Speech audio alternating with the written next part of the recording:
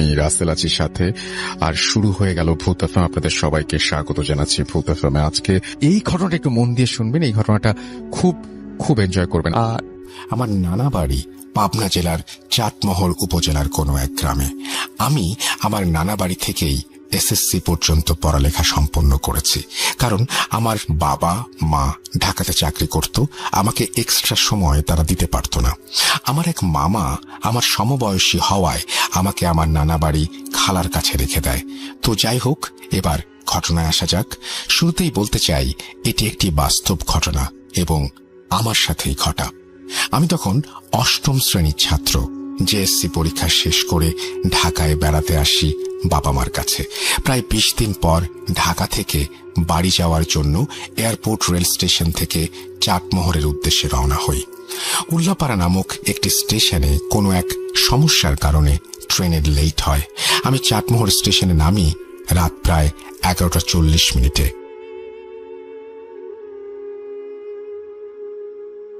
সময়টা ছিল শীতকাল। স্টেশনে নামার পরে প্রথমে আমাকে ভ্যানে করে চাটমোহর নতুন বাজার যেতে হবে, তারপরে নতুন বাজার থেকে আরেকটি ভ্যানে করে গ্রামে যেতে হবে। তো যথারীতি স্টেশন থেকে বের হয়ে রাস্তায় দাঁড়াই, কিন্তু ভ্যান ছিল না। যে 2-3টা ছিল তারা একজন লোক নিয়ে অত দূর যাবে না। তাই আমি একটা চা দোকানের বেঞ্চের উপরে বসে কোনো ভ্যান আসে কিনা তার জন্য অপেক্ষা করতে থাকি। প্রায় রাত 11:48 একটা ভ্যান আসে, কিন্তু ভ্যানে পাট লোড করা ছিল, হরিপুর নামক এক গ্রামে যাচ্ছিল। তো অনেক শীত থাকার কারণে আর অনেক রাত হয়ে যাওয়ায় আমি অনেক রিকোয়েস্ট করি। প্রথমে রাজি হচ্ছিল না, পরে আমি একটা ছোট মানুষ একা এত রাতে কিভাবে যাব এটা উপলব্ধি করে তিনি যেতে রাজি হন। আমি লোড দেয়া পাটের উপরে বসে পড়ি এবং পাট শক্ত করে ধরে থাকি।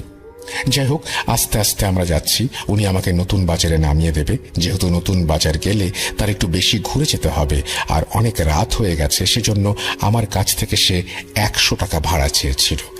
সে যাই হোক, গাড়ি তো পেয়েছি, এটা ভেবেই আমি অনেক খুশি ছিলাম। বলে রাখা ভালো রাসেল ভাই, আমার বাবা আমাকে একটি ল্যাপটপ আর একটি সিম্ফনি ফোন দিয়েছিল। সেগুলো নিয়ে আমি অনেক খুশি ছিলাম, কারণ তখন 2013 সালে অ্যান্ড্রয়েড ফোন অনেক দুর্লভ ছিল গ্রামাঞ্চলে। পথে অনেকবার আমার বাবা মার সাথে কথা হয়েছে। আমার একা একা যাওয়ার অভ্যাস আছে বলে তেমন চিন্তিত ছিলাম না, কিন্তু প্রথম স্মার্টফোন হাতে পাওয়ায় আমি ট্রেনের মধ্যেই ফোনের সব চার্জ শেষ করে ফেলেছিলাম। শেষবার কথা বলেছিলাম ট্রেন থেকে নেমে এবং বলি যে আমার ফোনে চার্জ নেই, তাই ফোন বন্ধ থাকলে যেন তারা চিন্তা না করে। আর যেহেতু এলাকায় চলে এসেছি, তাই আমার তেমন কোনো সমস্যা হবে না, তারা জানতো। অবশেষে ভ্যান চালকের সাথে কথা বলতে বলতে নতুন বাজারে চলে আসি এবং ভাড়া মিটিয়ে তাকে বিদায় দেই। কিন্তু বাজারে নেমে দেখি একটা ভ্যানও নেই। হাত ঘড়িতে সময় দেখি 1:57। লোড গাড়ি হওয়ার কারণে এত সময় লাগছে বুঝতে পারলাম। রাস্তা ছিল মাত্র 9 কিলোমিটার। যাই হোক, নতুন বাজার থেকে আমার বাসা 4 কিলোমিটার। এত রাতে ভ্যান না পাওয়ার কারণে বাজারের পাহারাদার আমাকে বলে, তুমি এত রাতে একা একা ভয় পেতে পারো, তাই বলি যে এখানে পুলিশ বক্সের বেঞ্চে বসে আজান দিলে তারপরে যাও, আমি তোমায় কবরস্থান পর্যন্ত এগিয়ে দিয়ে আসবো। নতুন বাজার থেকে যে রাস্তা দিয়ে আমায় বাড়ি যেতে হবে সেই রাস্তার একটু বিবরণ দেই। প্রথমে বাজার থেকে মেইন রোড দিয়ে 200 গজ সামনে এসে হাতের ডান দিকে চলে গেছে আমাদের গ্রামের রাস্তা। গ্রামের রাস্তার শুরুতেই মানে মোড়েই মসজিদ। মসজিদ পার হয়ে বিশাল বাঁশবাগান, তারপরেই আমবাগান, যেটা দিনের বেলাতেই অনেক অন্ধকার। আমবাগান পার হয়েই দুপাশে ধানি জমির মধ্য দিয়ে একটু এগিয়ে কবরস্থান। কবরস্থান পার হলেই 100 মিটার পরে বসত বাড়ি, তারপরেই আমাদের গ্রাম শুরু। আমাদের বাড়ি গ্রামের শেষ দিকে পড়েছে। তো প্রতিদিন স্কুল, প্রাইভেট ইত্যাদির জন্য এই রাস্তা ব্যবহার করায় আমার কোনো ভয় নেই বললেই চলে এই রাস্তা নিয়ে। তাই আমি বাজার পাহারাদারকে আমার পরিচয় এবং আমার নানার পরিচয় দেওয়ায় সে চিনতে পারে। পাহারাদার আমায় বারবার বারণ করার পরেও আমি বললাম, না না, আমি যেতে পারবো, সমস্যা নেই, আমি রেগুলার এই রাস্তা দিয়ে যাই। তো আমি যখন হাঁটা শুরু করেছি তখন সে বাজারেই লোড থাকা পাটকাঠির গাড়ি থেকে 1 আঁটি পাটকাঠি এবং ওনার কাছে থাকা একটা গ্যাস লাইট বের করে আমার হাতে দিল এবং বলল, যখন তুমি বাঁশবাগান পার হবা তখন তেঁতুল গাছ পার হওয়ার সময় অর্ধেক জ্বালাবা, আর কবরস্থানের আগে একবার জ্বালাবা, যে আগুনে তুমি কবরস্থান পার হতে পারবা। তার দেয়া আগুন আর কাঠি নিয়ে আমি হাঁটা শুরু করি। শীতের রাত, একটু জ্যোৎস্নার আলোতে আমি একা পথ চলছি। যাই হোক, আমি মেইন রাস্তা থেকে নেমে আমাদের গ্রামের রাস্তা দিয়ে বাঁশ বাগানের মাঝামাঝি এসে কিছু পাটকাঠি জ্বালাই এবং তেঁতুল গাছ পাওয়ার আগেই সেটি নিভে যায়। আমি দূর থেকেই কোনো একটা মানুষের মতো কাউকে দেখি এবং ভাবলাম, জ্বালিয়ে আর কি হবে, সামনে তো মানুষই আছে। এই ভেবে এগিয়ে গেলাম, কিন্তু অবাক করা বিষয় হলো সেও আমাদের গ্রামের দিকেই যাচ্ছে। এতে আমি একটু সাহস পাই, এবার আমাকে আর একা যেতে হবে না। তাকে বেশ কয়েকবার ডাকলাম, কিন্তু সে থামে না, উল্টো আমায় বলে, ভাগ্নে আসো, সমস্যা নাই। আমি তখন একটু দ্রুত হেঁটে তাকে ধরার চেষ্টা করি, কিন্তু পারি না, সবসময় সমান দূরত্ব বজায় রাখে। তখনও বুঝতে পারিনি যে আজ আমার সাথে কি হতে চলেছে। এইরকম ভাবে আমি আমবাগান পার হয়ে আসি। কবরস্থান পার হওয়ার আগে আমি ওনাকে আবার ডাকি, জোরে ডাকি, বলি, মামা দাঁড়ান, আমি যাব। আর আপনি কোন মামা? আপনার নাম কি? সে আমার কোনো কথার উত্তর দেয় না। আর একটা বিষয় খেয়াল করি যে আস্তে আস্তে লোকটি বড় হয়ে যাচ্ছে। তখন আমি কবরস্থান থেকে 100 গজ দূরে আমি বুঝতে পারি এটা মানুষ না। আমার তখন অনেক কান্না পাচ্ছিল এবং প্রচন্ড ভয়ও পাচ্ছিল। তারপর যখন আমার সামনে তাকাই, তখন দেখি লোকটি এত বড় আকার ধারণ করেছে যে আমি দাঁড়ানো অবস্থায় তাকে ঘাড় উঁচু করে দেখি। চোখ দুটো সাদা, যেন অন্ধকারে সাদা আলো। দাঁড়িয়ে আছে কবরস্থানের মধ্যে, আমার দিকে তাকিয়ে আছে, কিন্তু সে আমার কাছে আসছে না। তারপর আমি কোনো মতে গ্যাস লাইট জ্বালিয়ে পাটকাঠিতে আগুন দেই এবং আগুনের আলোতে দেখি অবয়বটা নেই। তখন আমি আবার বাজারের দিকে যেতে শুরু করি এবং অনেক ভয়ে কাঁপা কাঁপা শরীর নিয়ে আমবাগান পার হয়ে যখন তেঁতুল গাছের কাছে যাই, তখন দেখি সে অবয়বটা আবার দাঁড়িয়ে আছে। আমি থেমে যাই এবং মাটিতে বসে যাই, আর আমি নড়তে পারছি না, যেন শরীর আমার কাজ করছে না। এবার অবয়বটা আমার দিকে আস্তে আস্তে এগিয়ে আসতে থাকে। আমি জোরে চিৎকার করতে চেয়েও পারি না, আস্তে আস্তে আওয়াজ বের হয়। এত পরিমাণ ভয় পেয়েছি, এত পরিমাণ হয়রান হয়েছে, আমি উঠতে পারছি না। হঠাৎ দেখি পেছন থেকে আমার নাম ধরে কেউ ডাকছে, ইমরান, ভয় পাস না, বারবার বলে। আর আমার কাছে আসে আওয়াজটা, কাছে এসে আমার গায়ে হাত দেয়। দেখি আমার বন্ধু ওমর আমায় বলছে, দূর বেটা, ভয় পাস কেন? বন্ধুকে দেখে একটু সাহস পাই। আমি কিছুই বলতে পারছিলাম না। ওমর আমায় বলে, আরে বন্ধু, বাড়ি যাই। আমার গলা প্রচুর শুকিয়ে যাওয়ায় কথা বলতে পারছিলাম না। সারা শরীর ঝিম ধরে যাওয়ার কারণে আমি বন্ধুর কাঁধে হাত দিয়ে চলতে থাকি। এক সময় আবার কবরস্থান পার হয়ে আসি। বাড়ি থেকে একটু দূরে, মানে 50 মিটার গেলেই বাড়ি। হঠাৎ কানে ভেসে আসে ফজরের আজান। আমি অমনি পড়ে যাই মাটিতে। আমার বন্ধু উঠাও। আমি যার কাছে ভর করে আসছিলাম সে কই? কিছু না বুঝেই আমি আবার ভয় পেয়ে দৌড়ে বাড়ি চলে আসি। এসে আমার খালাকে সব বলি। খালা নানাকে বলে। সকালে ভয় পাওয়ার কারণে আমায় কাচি গরম করে পানিতে চুবিয়ে সেই পানি খাওয়ানো হয়। এর পরের দিন আমি আমার বন্ধুকে বিষয়টা বলি। সে বলে, না তো, আমি তো বাসায় ছিলাম, অত রাতে আমি বাইরে যাবো কেন? তারপরে আমাদের মসজিদের ইমাম সাহেবকে বিষয়টা জানালে উনি বলেন, তেঁতুল গাছে অনেক আগে থেকেই একটা খারাপ জিন থাকতো। সেই সময় কিছু লোক এই জিনকে দেখেছিল এবং একজন মারাও গিয়েছিল। তারপর থেকে একা একা কেউ ওদিকে যেত না, বিশেষ করে রাতে। আর আমাকে নাকি যে বন্ধুটি সেজে নিয়ে এসেছিল সে নাকি একটা ভালো জিন। এরপরে আমার সাথে আর কোনো সমস্যা হয়নি। একদিন রাতে সজীবের মামা ব্যবসার টাকা নিয়ে তাদের বাড়িতে আসেন। সেখানে ওই সময় মোটামুটি ভালো অঙ্কের টাকাই ছিল। টাকা সজীবের বাবার হাতে বুঝিয়ে দেওয়ার পরে খানা দানা শেষ করে মোটামুটি রাত হয়ে যাওয়ায় সজীবের বাবা তার মামাকে থাকতে বলেন। উনি না করেন এবং যথারীতি বাড়িতে চলে আসেন। আর ওই দিন রাতেই সজীবদের বাড়িতে চোর আসে এবং যখনই তারা বুঝতে পারে যে বাড়িতে চোর এসেছে, তখনই সজীবের বাবা আশেপাশে সবাইকে ডাকাডাকি করে এবং সবাই আস্তে আস্তে চোর টাকা, স্বর্ণ যা কিছু ছিল সব নিয়ে পালিয়ে যায়। আশেপাশে সবাই আসে, আর ওই সময় নেহালের বাড়ির সবাইও উপস্থিত ছিল। কিন্তু নেহালের আসতে একটু দেরি হয়। নেহালের এই দেরি হওয়াটা সজীবের মা খেয়াল করেন। এটা পরে উনি তার স্বামীকে বলেন নেহালের দেরি হওয়ার কারণ। আর আমি আগেই বলেছি সজীবের মা নেহালের ফলমূল চুরি করে খাওয়ার ব্যাপারটা পছন্দ করতেন না। সেই সুবাদে সজীবের মা নেহালকে চোর মনে করেন। অন্যদিকে সজীবের মার বাবা, মানে সজীবের নানা, ছিলেন একজন কবিরাজ। তার সাথে জিনও ছিল, যার মাধ্যমে উনি মানুষের বিভিন্ন সমস্যার সমাধান করতেন।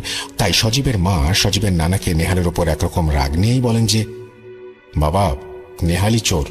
কারণ যেদিন আমার বাড়িতে চুরি হয়েছিল ওই দিন আমাদের আশেপাশে সবাই আমাদের বাড়িতে আসে, তখন নেহালের পরিবারের সবাইও এসেছিল, কিন্তু নেহালের আসতে দেরি হয়। আর ওর মানুষের কাছে এই ফলমূল খাওয়ার স্বভাবও আছে, তাই ওকে এমন কিছু করেন যাতে জীবনে আর চুরি না করে। সজীবের নানা বলেন, মারে সবই বুঝলাম, চুরি না করে যদি থাকে তাহলে তো ছেলেটা শুধু শুধু দোষী হয়ে শাস্তি পাবে। সজীবের মা বলেন, নেহালি করেছে, আপনি ফাফা দেন, জিন চালনা করেন। আচ্ছা, আমি দেখছি। আসলে কারো যদি কিছু চুরি হয় তাহলে ফাপার মাধ্যমে চোরকে শনাক্ত করা বিজ্ঞজনদের কাছে শুনেছিলাম, কিন্তু এখানে একটা কথা রয়েছে। আপনি সন্দেহ করে কয়েকজনের নাম দিতে পারবেন, তাদের মধ্যে যদি চোর থাকে চোর বেরিয়ে আসবে, কিন্তু সজীবের নানা শুধু নেহালের ওপরে জিন চালনা করেন, যার ফলে 3 দিনের মধ্যে নেহালের ওপরে তার প্রভাব পড়তে শুরু করে। তার শরীরে গোটা হতে থাকে, শরীর শুকিয়ে যেতে থাকে, যা ছিল খুবই ভয়ানক। কি ভাবছেন এখানেই ঘটনা শেষ? এখান থেকেই ঘটনার মোড় পাল্টায়। যতদিনে সজীবের নানা বুঝতে পারেন নেহালের এসবের সাথে কোনো সম্পর্ক নেই, ততদিনে নেহালের অবস্থা করুণ হয়ে যায়।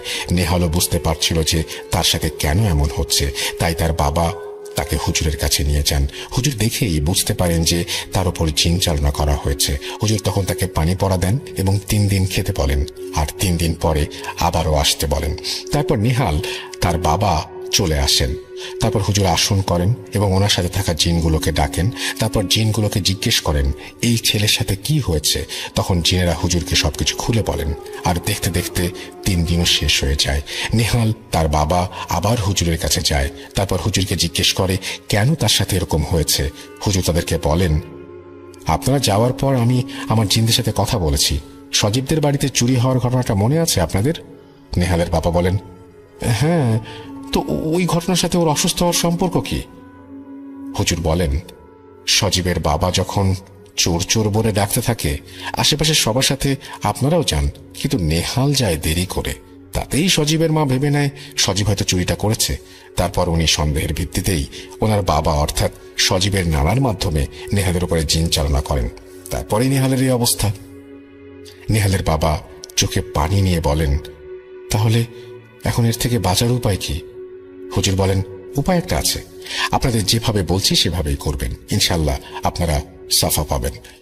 3 দিন ফজরের নামাজের পরে কিছু দোয়া বলে দিচ্ছি, ওইগুলো পড়ে পানিতে ফু দিয়ে নেহালকে 3 রাস্তার মোড়ে গোসল করাবেন এবং 3 মাস অর্থাৎ 90 দিন কোনো প্রকার মাছ খাওয়াতে পারবেন না। তারপর যথারীতি হুজুরের কথা মতো সব করা হয়। সে অনেকটা সুস্থ হয় এবং নিয়মগুলো মানতে থাকে। তারপর নেহাল আর তার বাবা সজীবদের বাড়িতে যায় এবং নেহালের বাবার সাথে অনেক রাগারাগি করেন। তারপর সজীবের নানা ও মার ব্যাপারে সব বলে আসেন, তারা কি কি করেছেন এবং তার ছেলের কিভাবে ক্ষতি হয়েছে। সবকিছু শুনে সজীবের বাবা তার স্ত্রীকে মারতে চান। তখন সামনে থাকা সবাই তাকে আটকান। তারপর সজীবের বাবা বলেন, বাবা, যেহেতু তোর সাথে অন্যায় হয়েছে তাই আমিও চাই চোর বের হোক। তারপর নেহালের বাবা আর সজীবের বাবা মিলে ওই হুজুরের কাছে যান আবার নতুন করে জিন চালান করার জন্য। আসল চোর কে? তারপর অনেকের নাম দেন। আরেকটা কথা বলে রাখা দরকার যে সজীবের বাবারা ছিল 4 ভাই, তাদের মধ্যে থেকে 3 জনের নাম মিলিয়ে 7 জনের নাম দেয়া হয়। মোট 10 জনের নামের ওপর ফাপার মাধ্যমে জিন চালনা করা হয় এবং 3 দিন অপেক্ষা করতে বলেন। 3 দিন পরে সবাই বুঝতে পারে যে চুরি করেছে সে আসল চোর সজীবের আপন ছোট কাকা। তার সাথেও ঠিক একই ঘটনা ঘটেছিল নেহালের মতো।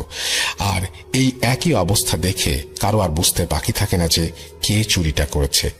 পরবর্তীতে সবাই তাকে জিজ্ঞেস করে সে চুরি করেছে কিনা। তারপর সজীবের কাকা স্বীকার করেন যে উনিই টাকা স্বর্ণগুলো চুরি করেছেন। তারপর গ্রামবাসীরা সবাই তাকে সুস্থ হওয়ার পরে গ্রাম থেকে চলে যেতে বলে। আগে যেহেতু টয়লেট কিছুটা দূরে বানানো হতো তাই দাদি এই অবস্থায় টয়লেটে যেতে চাচ্ছিল না, কারণ এর আগে তার বাচ্চাকে দাদি বাঁচাতে পারেনি। কেন বাঁচাতে পারেনি তা যদি শুনতে চান তাহলে আমি তা শেয়ার করব অন্য কোনো দিন। এখন ঘটনায় আসি। দাদি টয়লেটের পাশে বসে হঠাৎ পেছন দিক থেকে তাকাতে থাকেন এবং দেখেন নারকেল গাছে কেউ বসে আছে এবং দাদি এই সব দেখা মাত্রই ওই অবয়বটার পা দুটো এতই বড় হয়ে যায় যে মাটি স্পর্শ করে, অর্থাৎ নারকেল গাছ থেকে অবয়বটির পা মাটিতে স্পর্শ করে। এবং মুহূর্তেই অবয়বটা আকারে অনেক বড় হয়ে যায় আর দাদিকে লক্ষ্য করে দাদির কাছে আসতে শুরু করে এবং মুহূর্তেই চারপাশ মনে হয় যেন ঘূর্ণিঝড় হচ্ছে। দাদি সাথে সাথে দৌড়ে বাসার দরজায় এসে দাদাকে ডাক দেয় এবং ঘরে ঢুকে দরজা বন্ধ করে দেয়।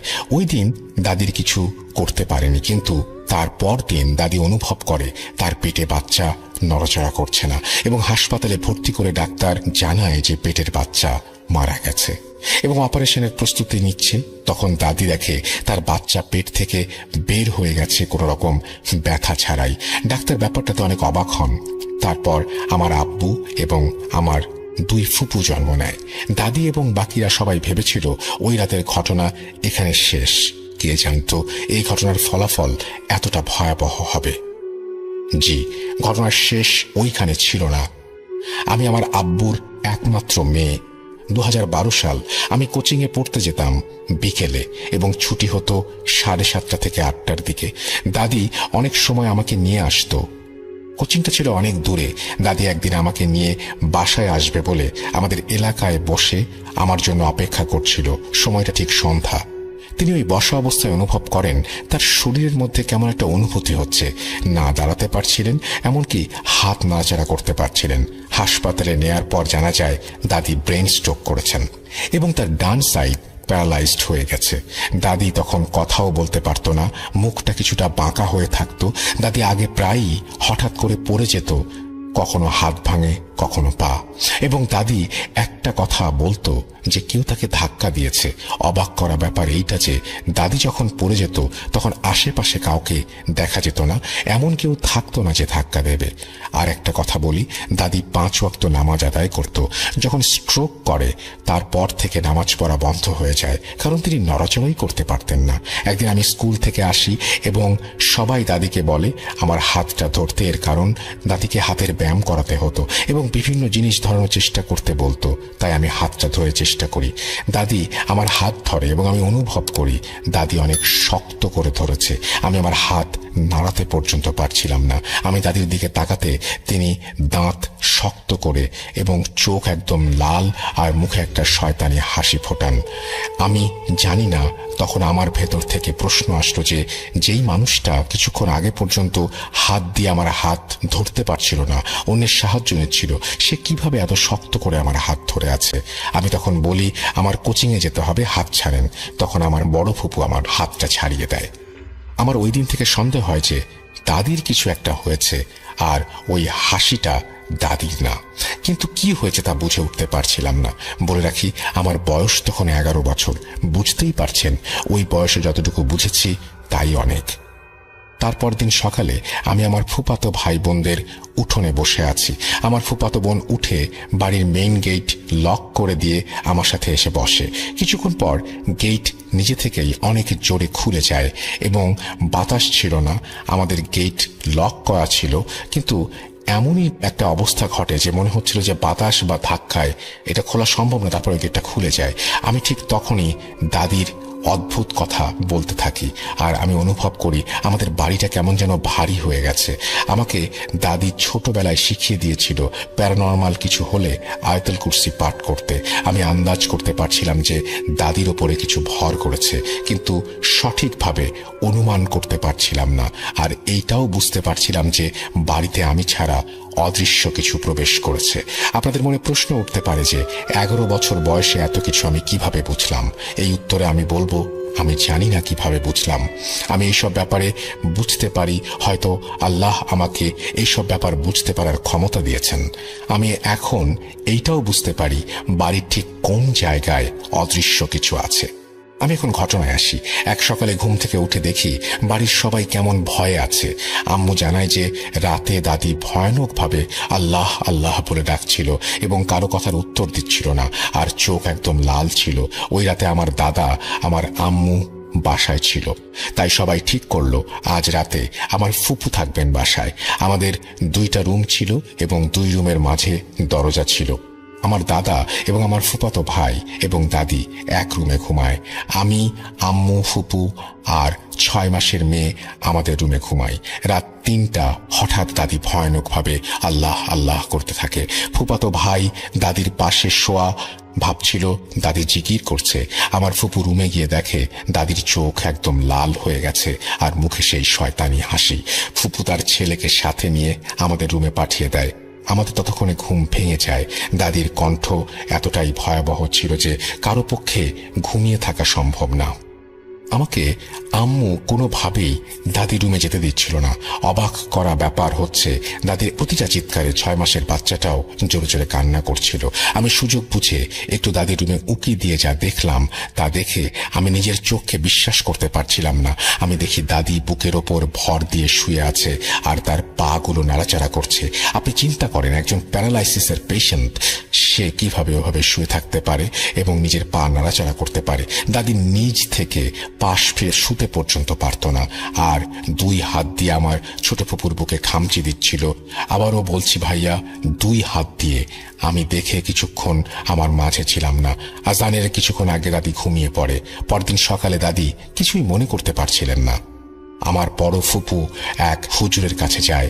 হুজুর জানায় দাদির ওপর বদ জিন আসর করেছে, যা ঠিক 40 থেকে 50 বছর আগে ঘটেছিল, এবং ওই রাতের ঘটনা জানায় এবং বলে ওই রাতে দাদির ক্ষতি করত যদি দাদি চলে না আসতো। আর দাদির নিজে ক্ষতির সম্মুখীন না হলেও দাদির পেটে থাকা সন্তান ক্ষতির মধ্যে পড়েছিল। বদ জিনের জন্য বাচ্চা মারা যায়। দাদিকে এতদিন কিছু করতে পারেনি, কারণ দাদি সবসময় নামাজ আদায় করতেন এবং তাহাজ্জুদের নামাজ আদায় করতেন। অসুস্থ অবস্থায় নামাজ আদায় করতে না পারার কারণে এবং বিছানায় টয়লেট করার কারণে দাদি সবসময় নাপাক অবস্থায় থাকতেন এবং বদ জিনের জন্য সহজ হয়ে গিয়েছিল দাদির শরীরটিকে আয়ত্তে নিয়ে আসা। হুজুর ওই দিন কিছু তাবিজ দেয়, যেহেতু দাদিকে নিয়ে যাওয়া সহজ ছিল না, আর হুজুর অনেক বয়স্ক থাকায় উনিও আমাদের বাসায় আসতে পারছিলেন না, তাই কাজটি অনেক কঠিন হয়ে পড়ে। হুজুর বাড়ি বন্ধ করে দেন এবং দাদির শরীরও বন্ধ করে দেন, কিন্তু কিছুতেই দাদি সুস্থ হচ্ছিলেন না। প্রতি রাতে 3টা থেকে 5টা পর্যন্ত দাদি ভয়ানক কণ্ঠে আল্লাহ আল্লাহ করতেন। কিন্তু সকাল হলে প্রতিবেশীরা বলতো রাতে আমাদের বাসা থেকে কান্নার আওয়াজ কেন আসে, বাচ্চার কান্নার আওয়াজ। আর শুনতে পায় আমাদের বাড়ির টিনের চালে বড় বড় ঢিল ছুঁড়ে কেউ। ভাইয়া, আমরা রুম থেকে কোনো ঢিলের আওয়াজ শুনতে পেতাম না। আমার দাদির ভয়ানক কণ্ঠে আল্লাহ আল্লাহ বলা এতটাই জোরে ছিল যে পুরো এলাকা সেই আওয়াজ শুনতে পেত। এইভাবে আমাদের দিন কাটতে থাকে। রাতে কেউ ঘুমাতে পারতাম না। সারা রাত ওই ভয়ঙ্কর কণ্ঠ। হুজুর কোনোভাবেই জিনকে হাজির করতে পারছিলেন না। এমনকি দাদির শরীরে আসলেও আল্লাহ ছাড়া আর কিছু বলতো না। এমনকি দাদির শরীরে আসলেও আল্লাহ ছাড়া আর কিছু বলতো না। তাই বুঝতে পারছিলাম না জিনটি আসলে কি চায়। একদিন হুজুরের কাছে হাজির হয় এবং হুজুর কোনো কথারই উত্তর দিচ্ছিলেন না, শুধু এটুকুই বলেন, আমি ওর কলিজা খাবো। এতদিন পর ওর শরীরে প্রবেশ করতে পেরেছে, তাই সে যেতে চায় না। একটা কথা বলি ভাইয়া, যেদিন আম্মু প্রথম দাদির অদ্ভুত আচরণের কথা বলেছিল, আমি তখন পুরোপুরি বুঝতে পারি যে দাদির ওপর অদৃশ্য কোনো জাতির আক্রমণ আছে। আমি জানি না ওই বয়সে ঠিক কিভাবে দাদিকে আমি বাঁচাবো। আমি নিজেকে প্রশ্ন করতে থাকি, আমি কি করব দাদির জন্য? আমার ধারণা কাকে বলবো, কে বিশ্বাস করবে? তাই আমি একটা জগে পানি নিয়ে তাতে আয়াতুল কুরসি পাঠ করে দম দেই, আর ওই পানি ছিটিয়ে দেই আমাদের বাসার বিভিন্ন জায়গায়। আমার টয়লেট ছিল দাদির রুমের জানলা থেকে কয়েক হাত দূরে, আর জানালার পাশে ছিল একটা পুরনো আম গাছ। আম গাছের আশেপাশে ছিটিয়ে দেই সেই পানি। আমি বুঝতে পারিনি দাদিকে বাঁচানোর এই চেষ্টা করতে গিয়ে এর ফলাফল এতটা ভয়াবহ হবে যে আমার জীবনটা ওলটপালট হয়ে যাবে। ওই দিন কোচিং থেকে চলে যাই এবং ওই দিন থেকে অনুভব করি সারাদিন আমার আশেপাশে কেউ আছে। শুধু রাতে দাদি যখন ভয়ানক আচরণ করত তখনই অনুভব করতাম না অদৃশ্য কিছুটাকে। কখনো কখনো চিৎকার করে বলতাম, কি চান আপনি আমার কাছে? আপনার তো আমি কোনো ক্ষতি করিনি, কেন আমার এরকম পিছু নিয়েছেন? ভাইয়া, 11 বছরে আমার কতটুকু সাহস থাকার দরকার ছিল আমি জানি না। হুজুর একদিন পানি পড়া দেয় এবং বলে যখন পরিস্থিতি স্বাভাবিক দেখবে তখন পুরো বাসায় ছিটিয়ে দেবে। এর মধ্যে হুজুর জানায় বাড়ির বড় মেয়েকে নিয়ে আসবে আমার কাছে। আমি ছিলাম বড়। হুজুর আমাকে দেখে বলল, বাহ, খুব সাহসী তুমি, ভয় তোমাকে কাবু করতে পারেনি। তোমাকে নিয়ে আমার চিন্তা ছিল। তোমার ছোট প্রচেষ্টাতেও তুমি বদ জিনকে আঘাত করতে পেরেছ। তখন বুঝতে পারি ওই দিন পানি ছেটানোটা জিনের শরীরের মধ্যে পড়েছিল। আমাকে সূরা পড়ে দেন হুজুর, আর ফুপুকে বলে দেন আমাকে কোনোভাবেই যেন দাদির চোখে না পড়তে দেয় যখন দাদির শরীরে জিন প্রবেশ করবে। এক রাতে আমি দাদির রুমে টিভি দেখছিলাম এবং দাদিকে আম্মু আর ছোট ফুপু রাতের খাবার খাওয়াচ্ছিল। আমার ফুপু খেয়াল করেন দাদির চোখ একদম লাল এবং শয়তানি হাসি দিয়ে আমার দিকে তাকিয়ে আছে, আর তার চোখের পলক পড়ছে না। তখনই আমার ফুপু আমাকে চিৎকার করে বলে, শাকিলা ওই রুমে যা। আমি দাদির দিকে তাকিয়ে একদম স্তব্ধ হয়ে যাই। আমি কেমন একটা ঘোরের মধ্যে চলে যাই। আমার আম্মু দৌড়ে এসে আমাকে ধরে নিয়ে অন্য রুমে নিয়ে যায় এবং আমার বড় ফুপুর ছেলে, আমার বড় ভাই, এসে পানি পড়া ছিটিয়ে দেয়। দাদি যখন ধমক দিয়ে বলে, আমার ফুফাতো ভাইকে আমাকে দেখতে দিলি না কেন? তারপর দাদি ঘুমিয়ে পড়ে। ওই রাতে অদ্ভুত ঘটনা ঘটে। ভাইয়া তার চাচার সাথে ঘুমাতো। তার চাচা লক্ষ্য করে ভাইয়া রাত 2-3টার সময় উঠে দরজা খুলতে চেষ্টা করছে। চাচা ভাইয়াকে ডাক দেয়। ভাইয়া দরজার দিকে মুখ করে উত্তর দেয় ভয়ানক কণ্ঠে, তুই নিজের ভালো চাইলে চুপচাপ ঘুমা, আমাকে বিরক্ত করিস না। তারপর চাচা উঠে ভাইয়াকে থামানোর চেষ্টা করে। এক পর্যায়ে চাচা ভাইয়াকে থাপ্পড় দেয় আর ভাইয়াও চাচাকে থাপ্পড় দিয়ে বসে। এরপর ভাইয়াকে জোর করে শুইয়ে রাখা হয়। সকালে ওঠার পর ভাইয়ার কিছু মনে ছিল না। এরপর থেকে দাদির অবস্থা আরো খারাপ হতে থাকে। সারাদিন তার কোনো হুঁশ থাকতো না। দাদির হার্টবিট চলতো, তাই বুঝতে পারতাম তিনি বেঁচে আছেন। সবুজ রঙের একটা লালা পড়তো মুখ থেকে। হুজুর কিছু করতে পারছিলেন না। সন্ধ্যা পর্যন্ত এমনই থাকতো। তারপর মাগরিবের নামাজের পরে তার হুঁশ ফিরত। একটা কথা, আমার দাদির ডাক্তারি চিকিৎসাও আমরা চালাই।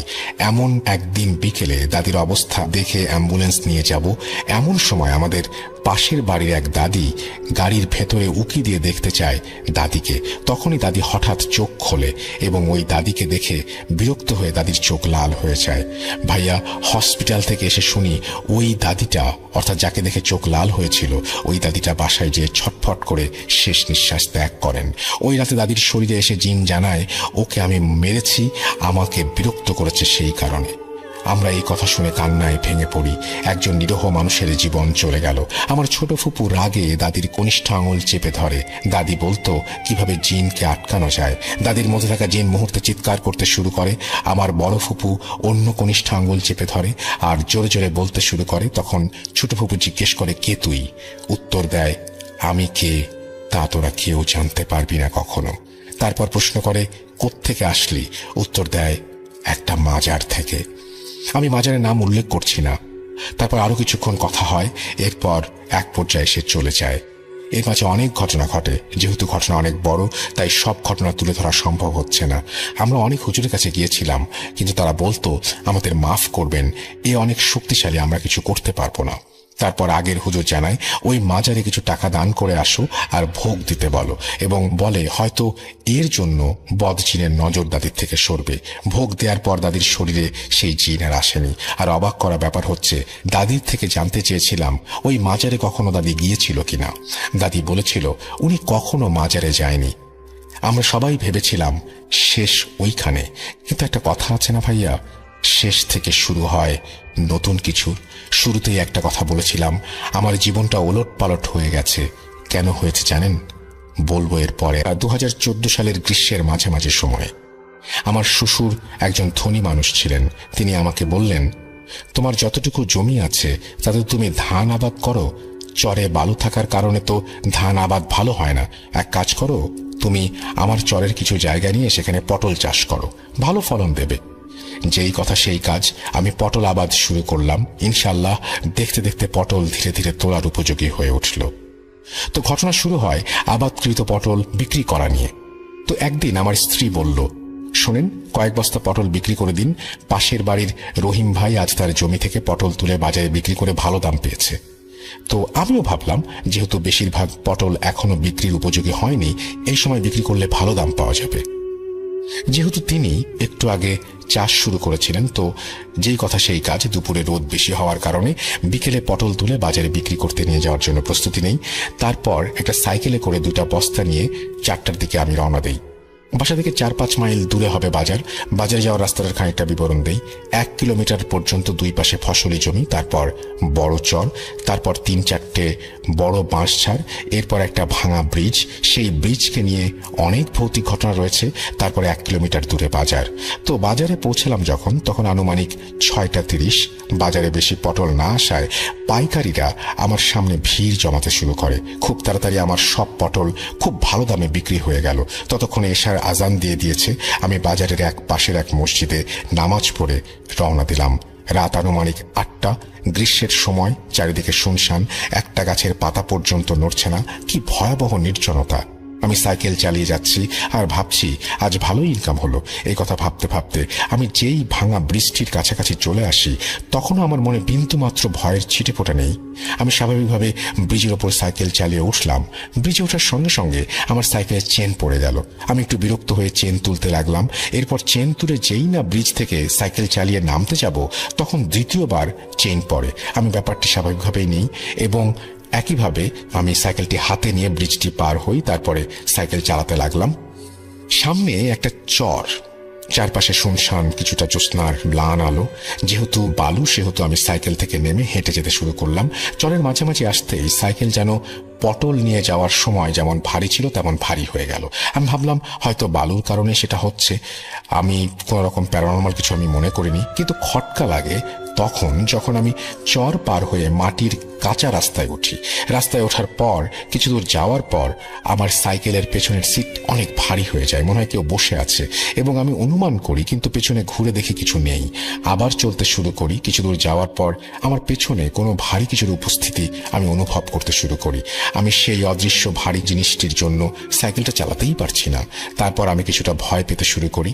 তখনও আমি কিছু দেখিনি। এরপর আমি যখন বড় বাঁশঝাড়ের সামনে, তখন আমার তৃতীয়বারের মতো সাইকেলের চেন পড়ে যায়। আমি চেন তুলে সাইকেলে বসতে যাব এবং সবেমাত্র চালাতে শুরু করব, সেই সময় বাঁশঝাড় থেকে কর্কশ শব্দ ভেসে আসে, তুই আজ বাড়ি ফিরতে পারবি না, তুই আজ মরবি। এটা শুনেই আমি খুব ভয় পেয়ে সাইকেল জোরে চালাতে শুরু করি। তখন বাড়ি থেকে 1 মাইল দূরে। আমি তখনও জানি না যে আমার জন্য কি চূড়ান্ত বিপদ অপেক্ষা করছে।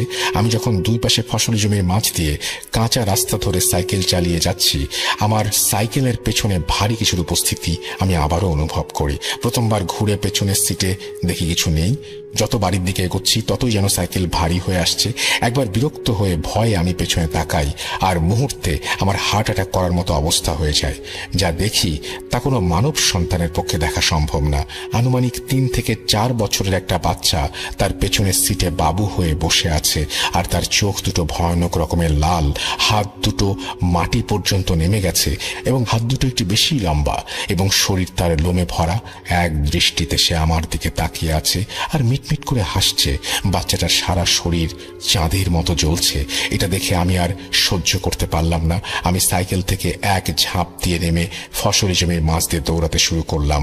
সেই অবয়বটাও হামাগুড়ি দিয়ে আমার পেছন পেছন ঠিক কুকুর যেভাবে দৌড়ায় সেভাবে আসছিল। মনে নেই কি হচ্ছিল, কতক্ষণ ধরে আমরা এরকম ছোটাছুটি করছিলাম। মনে হচ্ছিল বারবার আমাকে ধরে ফেলবে। এক সময় হঠাৎ করেই খেই হারিয়ে পড়ে যাই। তারপর আমার আর কিছু মনে নেই। এরপর আমি আমার নিজেকে আমার বাড়িতে আবিষ্কার করি। তখন আমার মাথায় প্রচন্ড ব্যথা, গায়ে জ্বর।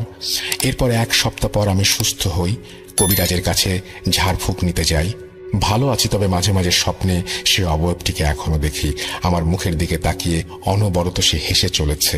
আমি সুস্থ হওয়ার পর সব ঘটনা সবাইকে খুলে বলি। চলুন চলে যাই আমাদের দ্বিতীয় অতিথির কাছে। ধন্যবাদ রাসেল ভাই। আমার নাম তিতাস কুমার অব্র, থাকি এয়ারপোর্ট এলাকায়। তো আমি যেটা বলতে চাচ্ছি সেটা ঝিনাইদহের ছোট্ট একটি গ্রামে ঘটে যাওয়া কিছু ঘটনা রাসেল ভাই। তো ছোট্ট একটা গ্রামের নামটা বলছি না, সবুজ শ্যামলা, পাশে একটা নদীও আছে, হয়তো বা কখনো নাম শুনছেন আপনারা, চিত্রা নদী। তো গরমের ছুটিতে আমি বাড়িতে গেছিলাম গ্রামের বাসায়। তো আমার গ্রামের বাসাতে আমার কাকু আছে, আমার বাবা মা সবাই থাকেন ওইখানে। তো আমি মাঝে মাঝে ঘুরতে যাই, বেড়াইতে যাই রাসেল ভাই ওখানে। তো বর্ষার মৌসুম, তখন বর্ষার মৌসুম বলতে গ্রীষ্মের শেষ, মানে ছুটি কিছুদিন পাইছিলাম, বর্ষার শুরুতে আর কি বৃষ্টি হচ্ছে। তো বৃষ্টি ওই ইয়েতে গেছি, আমি গ্রামে ঘুরতে গেছি। তো বর্ষার মৌসুমে নদীতে অনেক জল থাকে এবং প্রচুর পরিমাণে মাছও পাওয়া যায়। জেলেরা সবসময় মাছ ধরানে ব্যস্ত থাকে। আমার গ্রামের পাশেই একটা পাড়া আছে, ওইখানে হালদার জাতীয় যারা মাছ ধরে তাদেরকে জেলে বলে। তো ওরা মাছ ধরে, আমার আমার কাকু মাঝে মাঝে শখ করে মাছ ধরতে যায়। তো আমার কাকু বলছে যে রাসেল ভাই, আমার কাকু বলছিল যে তিতাস তুই তো গ্রাম থেকে আসছিস, চ একদিন মাছ ধরতে যাই। বললাম যে মাছ ধরতে যাও তো অনেক মজার ব্যাপার, অনেক মজা হবে হয়তোবা। তো আমি তো জানি না যে মাছ ধরতে গেলে কি কি লাগে, কি কি ইনস্ট্রুমেন্ট লাগে, কি কি যন্ত্রপাতি লাগে, আমি সেটা জানি না। তো যাই হোক, কাকু বেশিরভাগ রাতেই মাছ মারতে যায়। তো আচ্ছা ঠিক আছে, আমি যাব। আমরা যেখান থেকে মাছ ধরা শুরু করলাম ওইখানে 3 রাস্তার মোড়, অ্যান্ড মোড়ের পাশে একটা বট গাছ আছে, দেন একটা ব্রিজও আছে। আমি ছোটবেলায় শুনেছি যে 3 রাস্তার মোড়ে অনেক ভয়ঙ্কর কিছু থাকে হয়তোবা। আর বট গাছ যেহেতু অনেক ভয়ঙ্কর কিছু কথা শুনেছি। ওই বট গাছ থেকে ছোটবেলায় যখন ওখানে যেতাম, পিচ্চি বাচ্চারা দেখতাম ওই বট গাছের ওই শিকড়টা ধরে অনেক ঝুলতো। তো অনেক ঘটনা শুনেছি যে ওই ঝুলতে ঝুলতে অনেক মানুষের ওখান থেকে হাত পা ভেঙে গেছে, পড়ে ওখান থেকে হাত পা ভেঙে গেছে। তো যাই হোক, ওখান থেকে ওই কথাটা মনে পড়লো আমার। তো ওখান থেকে মাছ ধরা শুরু করলাম। মাছ ধরা শুরু করতে করতে আমরা অনেক সময় মাছ ধরছি, দেন বৃষ্টিও হচ্ছে, একটু একটু করে বৃষ্টি হচ্ছে, মাথায় ছাতা আছে, কাকু মাছ ধরছে, আর আমি হলো থলেতে রাখছিলাম মাছগুলা। তো যাই হোক, প্রায় ঘন্টাখানিক মতো, তার বেশি, কাছে কিছু নাই, ঘড়ি দেখা বা সময় দেখার জন্য তেমন কিছু ছিল না। তো আনুমানিক টাইম, তো মাছ ধরতে ধরতে আমরা অনেক দূরে চলে গেছি, চারিপাশে জল, একটু নদীর কিনারা ঘেঁষে অনেক দূরে চলে গেছি মাছ ধরতে ধরতে। তো কিছু দূর এগিয়ে আমার গ্রাম থেকে কিছু দূর এগিয়ে বলতে প্রায় 2 থেকে 2.5 কিলোমিটার রাসেল ভাই, একটা শ্মশান আছে আমাদের, যে এখানে হিন্দু সম্প্রদায়ের মানুষরা ওইখানে দাহন করে থাকে। তো ওই শ্মশানের কাছে চলে গেছি। তো কাকু জাল ফেলতেছে ওইখানে গিয়ে। ওখানে শুধু আমরা না, আমি দেখতেছি অনেক মানুষই ওখানে মাছ ধরছে, কিন্তু ওরা অনেক মাছ পাচ্ছে, মাছও পাচ্ছে, দেন মাছ রাখছে, মাছ লাফাচ্ছে, আবার কেউ কেউ দেখছি এইটা ওইটা করছে। তো আমি সেই আনন্দে আমি কাকুরে বললাম, কাকু সবাই মাছ ধরছে, তুমি মাছ পাচ্ছ না, বড় করে জাল ফেলো। তো জাল ফেললো কাকু, মাছ উঠছে, কম বেশি উঠছে। তো হঠাৎ করে আমার মনে হলো যে থলেতে একটা মাছও নাই। আমি কাকুরে বললাম যে কাকু, আমরা তো অনেক সময় ধরে মাছ ধরছি, তা মাছগুলা গেল কই? সেই শুরু থেকে ব্রিজের ওইখান থেকে আমরা মাছ ধরতেছি, সে মাছগুলা গেল কই? কাকু অবাক, কাকু কোনো কথা বলছে না। আমি বললাম যে কাকু, হয়তোবা মাছ চলে গেছে আমার হাত থেকে। আমি বুঝি নাই আমি কিভাবে বলে ফেলেছি, হয়তোবা মনের ভুলে কিংবা কোনো একটু আতঙ্কে ভয়তে বলে ফেলেছি যে হয়তোবা মাছ থলেটা পড়ে গেছিল, মাছগুলো মনে হয় চলে গেছে। তো কাকু বলে, আচ্ছা ঠিক আছে, মাছ চলে গেছে, সমস্যা না, মাছ আমরা মারছি। তো হঠাৎ করে কাকু জাল ফেললো, দূর থেকে মনে হলো যেমন সমুদ্রে যেমন বড় বড় ঢেউ ধেয়ে আসে, ধেয়ে আসে, ঠিক তেমনই কিছু একটা দেখতে পেলাম। কাকুরে বললাম, কাকু এইখানে তো তেমন ছোট ছোট ঢেউ ছাড়া বড় ঢেউ দেখতে পাচ্ছি না, কিন্তু ওই ঢেউটা আমাকে দিকে ধেয়ে আসছে কেন? কাকু জালটা তাড়াতাড়ি তুলে ওখান থেকে ঠিক শ্মশানের একটা সাইডে আমরা গিয়ে বসলাম। কাকু কোনো কথা বলছে না, আমিও কোনো কথা বলতে পারছি না। ওই শ্মশানে বড় একটা তেঁতুল গাছ আছে, এখানে অনেক আগের আম গাছ, তেঁতুল গাছ, অনেক বড় বড় গাছ আছে, যেটা এখনো আছে, ওইখানে গেলে দেখা যাবে। তো ওই শ্মশানটাই আজ পর্যন্ত কোনো তান্ত্রিক বা গোসাই, হিন্দু সম্প্রদায়ের যেটা বলে গোসাই বা পুরোহিত, ওইখানে আজ পর্যন্ত একটা পুরোহিত ওখানে থাকতে পারেনি রাসেল ভাই। তো সেখানে আমরা বসে আছি, ওই ঢেউটা দেখতে যে আমাদের মুখে ধেয়ে আসতেছে, মনে হচ্ছে আমাদের গার উপর দিয়ে, শরীরের উপর দিয়ে চলে যাবে। তো এই দেখে কাকু বলল যে আমরা আর মাছ মারবো না, তো বাসায় যাই। তো বাসায় গেলাম, বাসায় আসতে আসতে দেখছি যে আমার পায়ে কিছুতে কামড় দিছে, পাটা জ্বলতেছে। আমি কাকুরে বললাম, কাকু আমার পায়ে কিছুতে কামড় দিছে। কাকু বললো কই? তো দেখাইলাম ওখানে যেখানে কামড় দিছে পায়ে, ওখানে ফুলে গেছে, এখনো ফোলা আছে আমার পায়ের এইখানে যেখানে কামড় দিছিল। তো বাসায় গেলাম, আমার বাবারে বললাম যে বাবা এই হয়েছে। বলছে তুই ঘুমা। আচ্ছা আমি ঘুমাইলাম। দেন পরবর্তীতে আমি সকাল হইলো, ফ্রেন্ড সার্কেলরাও আসছিল তখন, ছুটি কেউ কেউ পাইছে, ফ্রেন্ড সার্কেলরা আসছে। তো বাজারে ঠিক তার পরের দিনে আমরা সব বাজারে, সাইডে বাজার আছে, ওই বাজারে সব ফ্রেন্ড সার্কেল আড্ডা দিচ্ছি। তো সন্ধ্যার দিকে প্রায় সন্ধ্যা লেগে গেছে। তো সবাই বলছে যে আচ্ছা ঠিক আছে, তো অনেক আড্ডা হলো, তো এখন বাড়ি যাই। তো বাড়িতে আসার পথে ঠিক যেই 3 রাস্তার মোড়টাই ছিলাম, ওইখানেই যে বট গাছটা ছিল, ওইখানে একটা কালো বিড়াল আমাদের পথ দিয়ে চলে গেল। আমরা 3 জন ফ্রেন্ড ছিলাম, তো ওই কালো বিড়ালটা চলে গেল। আমি বলতেছি, দোস্ত এটা কি তুই যা দেখলে আমি কি সেটা দেখলাম? বলতেছে হ্যাঁ। বললাম আচ্ছা চল যাই, 3 জন হাত ধরে যাই।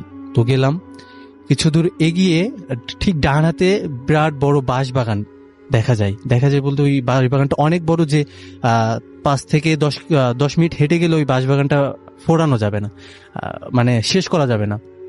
তো ওই বাঁশ বাগান থেকে কিছু কিছু আওয়াজ আসতেছে, এত কুৎসিত, কেউ কান্না করতেছে, কেউ হাসতেছে, আবার এমন মনে হচ্ছে যে কয়েকজন মানুষ ওই বাঁশগুলা কাটতেছে, অনেক জোরে শব্দ হচ্ছে। এই শুনে আমার এক ফ্রেন্ড তো পুরা ওখানে পড়ে গেল, আর আমি তো আমার গাটা ঘেমে অবস্থা খারাপ। আমরা 3টা ফ্রেন্ড ছিলাম, আর একটা ফ্রেন্ড টোটালি সেন্সলেস হয়ে গেছে। ওরে নিয়ে পরে বাসায় আসি। তো রাসেল ভাই, এটাই হলো আমার স্টোরি। ধন্যবাদ সবাইকে। অনেক ধন্যবাদ আপনাকে। আমরা চলে যাব আমাদের পরবর্তী ঘটনায়, আমাদের পরবর্তী অতিথির কাছে। আপনার নামটা প্লিজ একটু বলবেন আরো একবার, যেহেতু আপনাকে দেখা যাচ্ছে না, এবং তারপরে আপনার ঘটনাটি আপনি শেয়ার করবেন। আপনার যে দ্বিতীয় ঘটনাটি সেটা আমরা শুনে আসবো। আমার নাম সোহান। জি।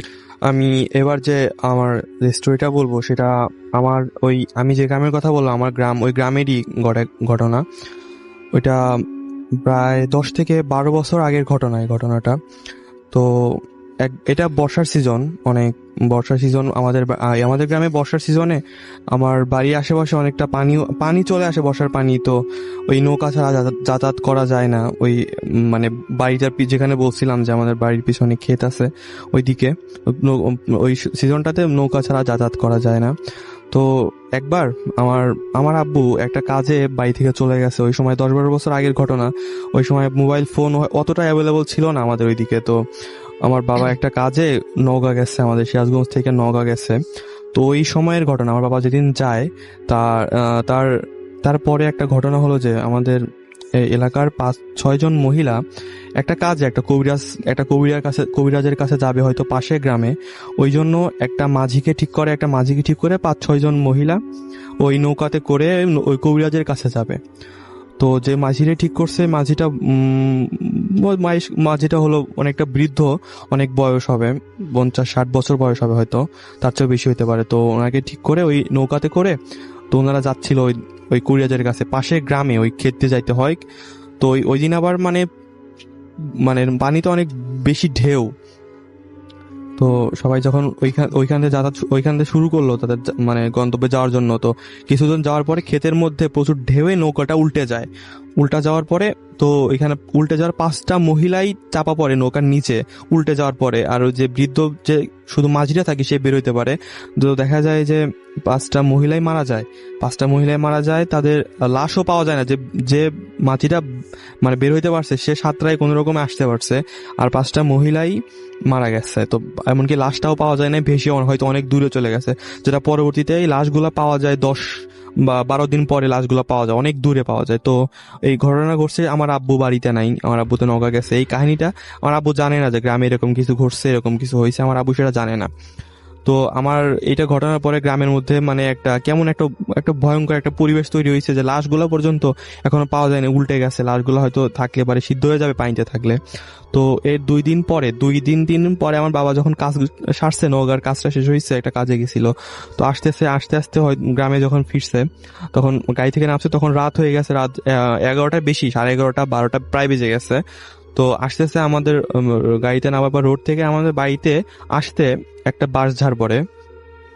ওই বাঁশঝাড়ের একটা নিচু জায়গায় ওখানে বাঁশঝাড়। ওই রোডটাই মানে পাশের যে রাস্তা, কাঁচা রাস্তা, ওইখানটাই ক্রস করতে হয় আমাদের বাড়ি থেকে যাইতে হলে। তো আমার বাবা ওইখান দিয়ে আসতেছে তো পাশে একটা আম গাছ আছে। তো দেখলো যে যে মহিলাটা মারা গেছে, যে তার একটা ছোট্ট বাচ্চা ছিল, বাচ্চা সহ মারা গেছে 5টা মহিলা, আর একটা যার একটা বাচ্চা ছিল তার বাচ্চাটার নাম ছিল রতন। তো ওই রতনের জামা ওই ওর মা বসে আছে। আমার আব্বু যখন আসছিল রাতে দেখতেছিল যে ওই বাঁশঝাড়ের সাইডে আম গাছের নিচে বসে আছে। আমার আব্বু বাড়িতে যাচ্ছিল, আমার আব্বু তো মহিলাকে ওইখানে দেখে মানে কেমন অবাক হয়েছে যে এত রাতে আশেপাশে গ্রামের মানুষ তো বললাম যে 8টা সাড়ে 8টার মধ্যে ঘুমায় পড়ে, তো অত রাতে ওই মহিলা এখানে কি করতেছে। তো আমার আব্বু বললো যে আপনি এখানে কি করতেছেন। তো উনিও কোনো আনসার দেয় নাই, বলছে আমার আব্বুর নাম ধরে বলছে ভাই আমার এক গ্লাস পানি দিবেন।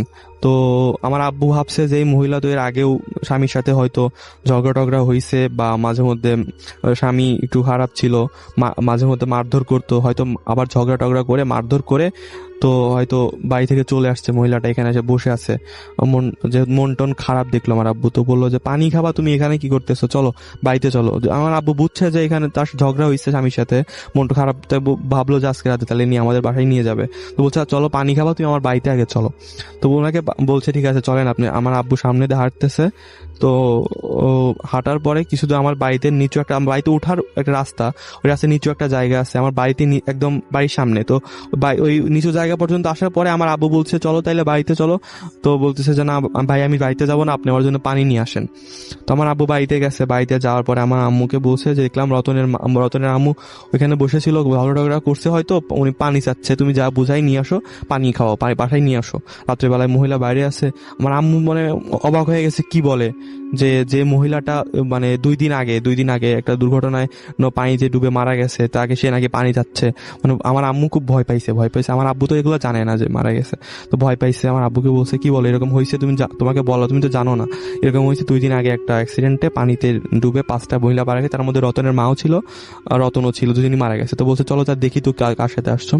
পরে আমার আম্মুকে নিয়ে আমার আব্বু যখন এখানে আসছে, বাড়ির সামনে আসছে নিচু জায়গাটার, ওখানে দেখে যে ওইখানে আসলে কেউ ছিল না। এটাই হলো রাসেল ভাই, এটা আমার স্টোরি। ওকে, ধন্যবাদ আপনাকে আপনার ঘটনার জন্য। এবং একদিন ঘটনাটা শুরু করি। একদিন বিকালে আমি আর আমার ফ্রেন্ড প্ল্যান করি আমরা মিরপুর যাব চিড়িয়াখানায় ঘুরতে। তো প্ল্যান করার পরে আমরা বাসা থেকে বের হই দুপুরবেলার দিকে, 2টা-2:30টার দিকে বের হই। তো আমরা বাসে করে মিরপুর যাই, যথারীতি টিকিটটা কেটে আমরা মিরপুর চিড়িয়াখানার মধ্যে ঢুকি। তো আমি আমার ওই ফ্রেন্ড সিয়াম কিছুক্ষণ একদম ঢোকার পরে সোজাসুজি হাঁটার পরে কিছুক্ষণ হাঁটার পরে আমরা বাঁ দিকে একটা রাস্তা চলে গেছে, ওইদিকে চলি আমরা। ওইদিকে একটা বাঘের খাঁচা আছে, যেখানে ওইখানে জি হ্যাঁ সরি বাঘের খাঁচার ওইখানে আমরা গিয়ে বাঘ দেখে আমরা বাঘের খাঁচার পিছনের সাইডটায় আসি। বাঘের খাঁচার পিছনের সাইডটাতে একটু ঝোপঝাড়ের মতো একটা জায়গা, জঙ্গলের মতো। তো আমরা ওইখান থেকে পাস করতেছিলাম আমি আর সিয়াম। তো দেখি যে ঝোপঝাড়ের মধ্যে কিছু একটা নড়তেছে। আমি আর সিয়াম দুইজনই খেয়াল করি, আমরা 2 ফ্রেন্ডই খেয়াল করি। তো আমরা ভাবছি হয়তো কোনো পাখি আটকা পড়ছে ঝোপের ভিতর। তো আমি মাথা নিচু করে দেখি একটা কবুতর আটকে আসছে ঝোপের মধ্যে, ও একদম ঝোপঝাড়ের সাথে আটকে গেছে। তো আমি যে কবুতরটা নিয়ে আসি, আমরা দেখতে পারি যে কবুতরটার মুখ দিয়ে রক্ত বেরোচ্ছে, আর কবুতরটার মুখের মধ্যে লোহার গুণা দিয়ে ফুটা করা আর গলায় পেঁচানো একটা তাবিজ। তো আমি দেখতে পাচ্ছিলাম যে কবুতরটা অনেক কষ্ট হচ্ছিল, সেইভাবে আমরা কবুতরটার তাবিজটা খুলতে চেষ্টা করলাম। তাবিজটা খোলার পরে একটা কাগজ পেলাম আমরা। কাগজে আমরা আমি আমার ফ্রেন্ড দুজনেই খেয়াল করলাম যে কাগজের উপরে হিন্দুদের অনেক ঠাকুর, মন্ত্র, শঙ্খ এগুলো আঁকানো ছিল, মন্ত্র ছিল, বুঝতে পারলাম এগুলো হিন্দুদের।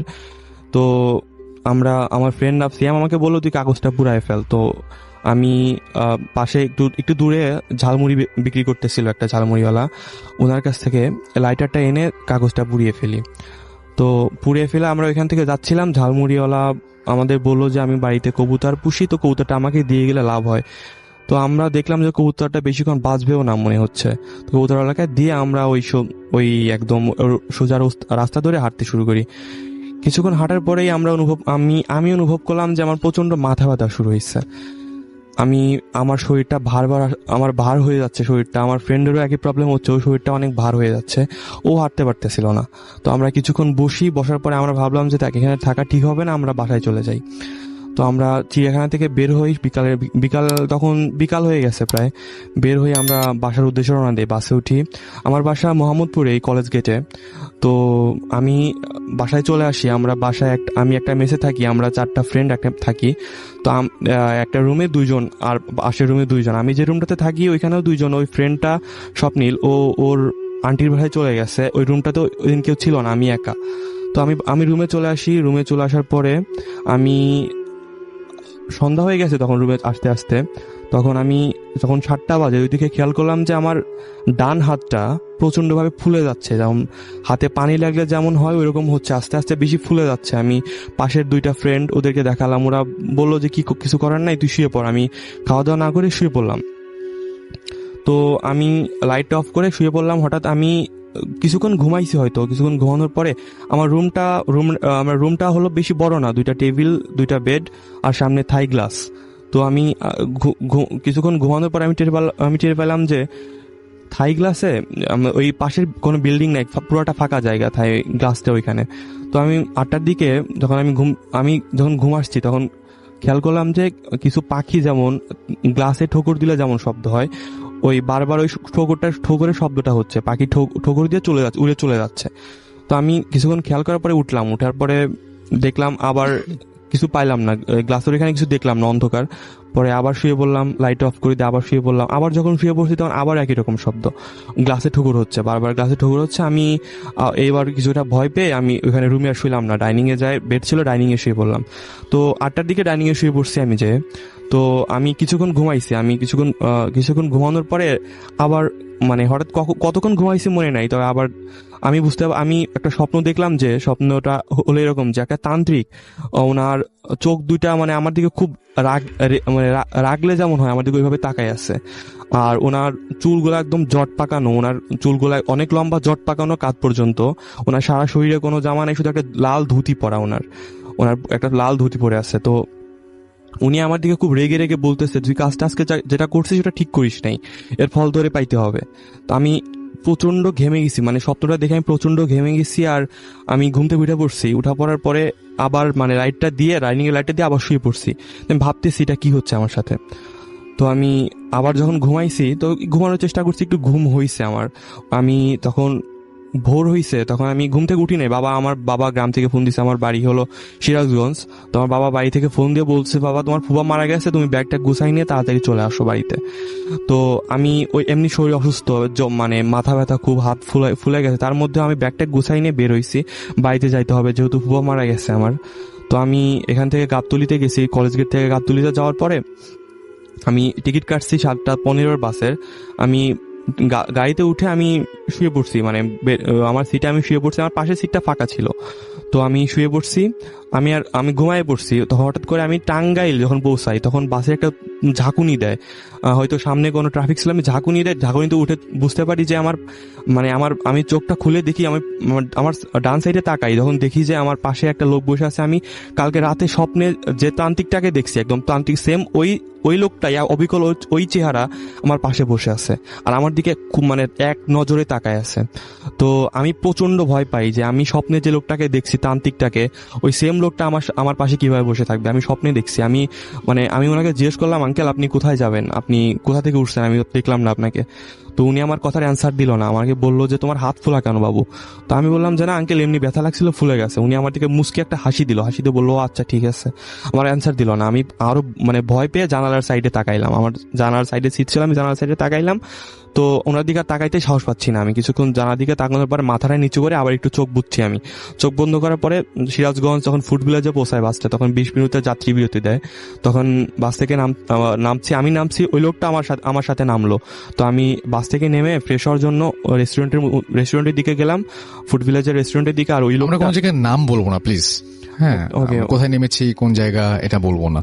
ওকে, আমি তো রেস্টুরেন্টের মধ্যে ঢুকলাম, ওই ওই লোকটা রোডের অপোজিটে, আর একটা ওইখানে চাটা বিক্রি হতো, চা বিস্কিট এগুলো বিক্রি হতো, উনি রোডের অপোজিটে গেল, আমি দেখতে পারলাম যে উনি অপোজিটে যাচ্ছে। তো আমি ফ্রেশ ট্রেশ হয়ে কিছু খাওয়া দাওয়া করে এসে বসলাম, তখন 20 মিনিট অলরেডি শেষ হয়ে গেছে, তো বাস ছেড়ে দিবে। ওই লোকটা এখন আসেনি, আমার পাশে যে সিটে যে বসেছিল উনি এখন আসেনি। তো আমি সুপারভাইজারকে ডাক দিয়ে বললাম, মামা এই যে আমার পাশে যে একজন বসেছিল উনি তো এখন আসেনি, বাস ছেড়ে দিচ্ছেন। তো উনি একটা খাতা দেখে বললো, না বাসে তো 28 জনই ছিল, এখন 28 জনই আছে, কোনো প্রবলেম নাই, আপনার পাশে ফাঁকা ছিল মামা, আপনার পাশে কেউ বসে নাই। আমি হতবাক হয়ে গেছি। তো আমি এটা নিয়ে কথা না বাড়াই আমি চলে গেছি। আমার বাড়িতে পৌঁছাইতে 12টা বাজে। আমি বাড়িতে যাই নাই, আমার ফুফা মারা গেছে যেহেতু আমি ফুফার বাড়িতেই গেছি। তো ফুফার বাড়িতে যাওয়ার পর এখানে নামছি, আমি কাউকে কিছু বলি না এর মধ্যে, যেহেতু মানে একটা মানুষ মারা গেছে, অনেক কান্নাকাটি, আমি এর মধ্যে আর কাউকে কিছু জানাই নাই। আমি জানাজা হয়েছে, যথারীতি জানাজা হওয়ার পরে আমার বাবা মা আমি বাড়িতে চলে আসছি। আমার ভাই আছে, ভাবি আছে, আমার উনি থেকে গেছে ওই বাড়িতে। আমি আমার বাবা মা চলে আসছি বাড়িতে। আমার গ্রামের বাড়িটা হলো একটা, এখানে আমার গ্রামের যে বাড়িটা ওইটা বর্ণনা দিই আমি। আমার গ্রামের বাড়িতে 3টা ঘর আছে, একটাতে বাবা মা থাকে, একটাতে ভাই আর ভাবি থাকে, একটাতে আমি থাকি। আমি যেহেতু ঢাকায় পড়াশোনা করি, ওই আমার রুমে কেউ থাকে না, তো আমার রুমটা ফাঁকাই থাকে। তো আমি আসছি এখন ওই রাতে আমি থাকবো। তো আমার রুমটার পেছনে হলো বাঁশঝাড়, মানে টিনের ঘর, বাঁশঝাড়, আর এমনকি মানে বাঁশের যে অনেক ঢালপালাগুলো হয়তো টিনের মধ্যে ঢুকে গেছে আমার রুমের মধ্যে। তো এরকম পাশে হলো আমার বাঁশঝাড়ের নিচে পুকুর, এখানে আমাদের মাছ চাষ করা হয়। তো আর পুকুরের ওই সাইডে কোনো বাড়ি নাই, মানে পুরোটা ক্ষেত, ওইখানে জমি জমা, ওইখানে চাষ করা হয়, ওখানে আর কোনো বাড়ি ঘর নাই। তো আমি রুমে চলে আসছি। গ্রামের বাড়ি যেহেতু 8টা 8:30টার মধ্যে খাওয়া দাওয়া করে শুয়ে পড়ে সবাই, আমিও খাওয়া দাওয়া করে যতদিন শুয়ে পড়ছি। আমি ভয় পাচ্ছিলাম একা শুইতে, আমার সাথে এত কিছু হয়েছে কিন্তু কাউকে কিছু বলেও সাহস পাচ্ছিলাম না, কারণ বাড়িতে সবার মন খারাপ। আমি শুয়ে পড়ছি, আমি জার্নি করছি, মরাবাড়িতে ছিলাম, আমি লাইট অফ করে দিয়ে শুয়ে পড়ি। তো কিছুক্ষণ শোয়ার পরে আমি হঠাৎ মানে কতক্ষণ ঘুমাইছি মনে নাই, আমি হঠাৎ আমি ফিল করলাম যে আমার টিনের চালের উপর পাখি, যেমন অনেকগুলা পাখি উড়ে এসে বসলে পারে, যেমন হয় উড়ে এসে বসলে আর উঠলে, মানে উড়ে এসে বসতেছে, উড়ে চলে যাচ্ছে, মানে ওই নখের ঘষা লাগছে টিনের সাথে, একটা ঝকঝক শব্দ হচ্ছে, আমি এটা ফিল করলাম। তো আমি কত বাজে আমি দেখার জন্য ফোনটাতে, আমি বালিশের নিচে ফোনটা রাখছিলাম, ফোনে চার্জ নেই, বন্ধ হয়ে আছে, চার্জারটা ঢাকায় ফেলে আসছি, চার্জারটা আনার কথা মনে নাই, রুমের ঘড়িও নষ্ট, আমি লাইটটা দিলাম, লাইটটা দেওয়ার পরে আমি এসে শুইলাম, সাউন্ডটা বন্ধ হইলো, মানে টিনের উপর যে সাউন্ডটা হচ্ছিল ওটা বন্ধ হইলো, কিন্তু আমি ঘুমাইতে পারতেছিলাম না, অনেকক্ষণ জেগেছিলাম, আশেপাশে তাকাতুকি করতেছিলাম, হঠাৎ করে ঘুমাইছে গেছি আমি। ঘুমানোর পরে আমি কতক্ষণ ঘুমাইছি আবার সেটাও খেয়াল নাই। আমি ঘুমানোর পরে হঠাৎ আমি ঘুমের মধ্যে আমি শুনতে পারতেছিলাম যে আমাদের পুকুরে মাছ চাষ করা হয়, ওই পুকুরে মাছ মারতেছে, যে অনেকগুলা জেলে হয়তো কথা বলতেছে, মাছ মারতেছে। তো আমি বেড থেকে উঠি, লাইটটা জ্বালানো ছিল, বেড থেকে উঠি, ওঠার পর আমি আমার জানালা খুললে পরেই পুকুরটা দেখা যায়। তো আমি জানালাটা খুলে পুকুরের দিকে দেখি 5টা জেলে মাছ মারতেছে, মানে জ্যোৎস্নার আলো একটু বোঝা যাচ্ছে যে মাছ মারতেছে, এখনো জালটা ঠিক করতেছে, এখনো পানিতে নামে নাই। তো আমি হাত দিয়ে ইশারা করে একটা জেলেকে ডাকছি, আমার জানালাতে দেখা যায়। তো জেলে আমি বললাম, আব্বু কই? আমি তখন ভাবলাম, আব্বু বলে, তোমার আব্বু আছে? আমি বললাম ঠিক আছে, আমি আসতেছি। আমাকে বললো তুমি একটা লুঙ্গি নিয়ে চলে আসো। আমি অবাক হই নাই, কারণ আমাদের পুকুরে মাছ চাষ করা হয়, আর যেদিন মাছ মারা হবে ওই দিন, তার 2-3 দিন আগে জেলেদেরকে বলে রাখা হয় তোমরা এসে মাছ মারবা, যেহেতু একদম আজানের আগে মাছ শেষ করে বাজারে পাঠানো হয় মাছ।